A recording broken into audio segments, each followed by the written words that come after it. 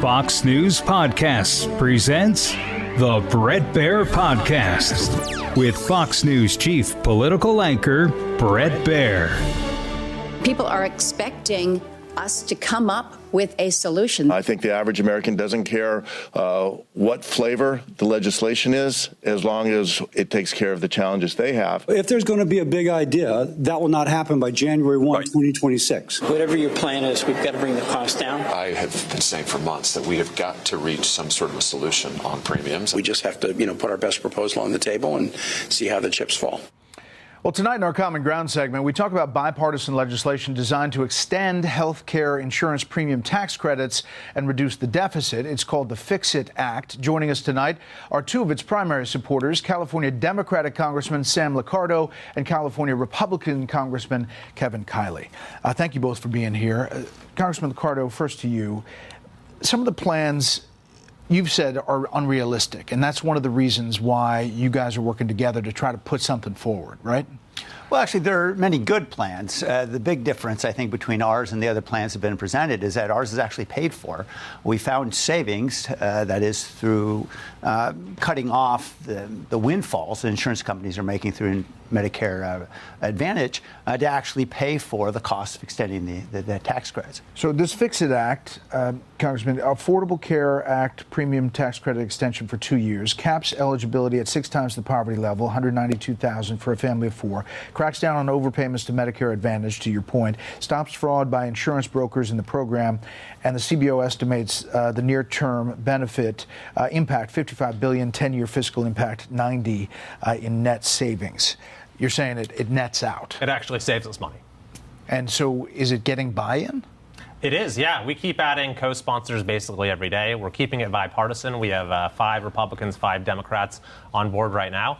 And I think it's a compromise that really can achieve the level of bipartisan support that we'll need to get a deal here. Because as Sam was just saying, what's different from what we're proposing and other proposals that are out there is that we do this in a way that is fiscally responsible, that actually saves money, doesn't increase the deficit.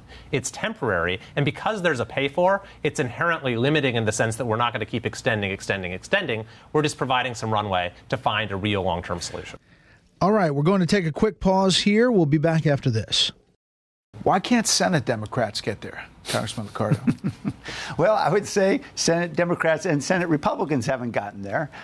Look, we know that there are a lot of interests here. And part of the challenge, frankly, is that I think a lot of my colleagues on the other side of the aisle are frozen by the fact that the White House is frozen. White House has indicated they might support one, they might not. And that makes it difficult, obviously, to bring folks along. I've had conversations with nearly 3 dozen Republicans in the House who have expressed pretty strong support for the concept, but they're concerned, I think, about where the president comes down. It's timing. Washington Post. Health insurance costs could spike as bipartisan ACA deal looks less likely with time dwindling. Senate Democrats still haven't released their plan, which would extend the subsidies for an unknown duration. And House Democrats are pushing for a 3-year extension, but it's clear there are not enough Senate Republicans willing to support any extension, especially without significant changes to address GOP concerns about fraud and whether subsidized plans will cover abortion. So the clock is ticking, right, Congressman Kiley? Well, that's right. I mean, we're talking the end of this month, and people are going to see a massive increase in premiums, 22 million people. And who are these people, by the way? And this is a message I have for folks in my own party. A lot of them are the sort of folks that Republicans have been fighting for a long time, like independent contractors who have been really unfairly targeted by the likes of Gavin Newsom in California or the Biden administration, who have impinged on their ability to earn a living. They could see thousands and thousands of dollars of an increase in premium payments. Or small business owners and their employees. They rely on the individual market. And by the way, the impacts will be broader than those 22 million, because if people drop out of the insurance market, then you're going to see costs that will apply to 150 million other people who have employer-based plans. You say targeted by California Governor Gavin Newsom. You have been, because of Prop 50 on District 3. You could if you say look that. at the redraw that Prop 50 proposes for your district, it's gone. So what's happening to you? Well, I'm running for re-election, and I'm confident that I'll win. The challenge, just don't know where yet? The challenge is they've chopped my district into 6 different pieces. So I'm talking with my constituents about what the best path forward is. But you're right, the governor has targeted me in this case, but we're, I think, not going to let that stop us. So you're California Democrat, California Republican, but you want to do a deal here. Do you think there is more common ground up on Capitol Hill than we acknowledge day to day, or do you think it's as divisive and partisan as it's been? Well, I think two things can be true. What people are seeing on TV is often true. But look, there are good people on both sides. Let's be very clear who want to work something out and are serious about it. And I appreciate that Kevin came out very early on and said, look, I want to find a solution. And that's why I called him. Because the costs go up for Democrats, Republicans. It doesn't matter what your party is. Everybody's impacted. 22 million Americans are Republican, Democrat, Independent. We've got a lot of work to do for a lot of Americans. So how do you get it done in the time frame?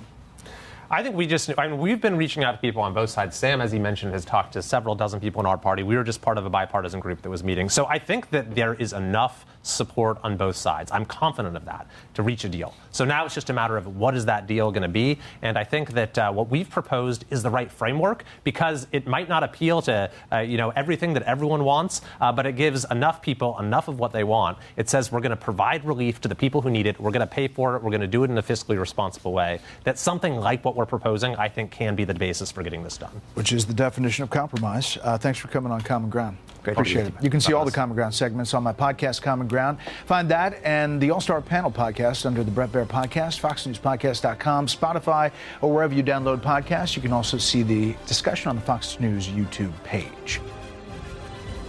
Listen ad-free with a Fox News Podcast Plus subscription on Apple Podcasts, and Amazon Prime members can listen to this show ad-free on the Amazon Music app.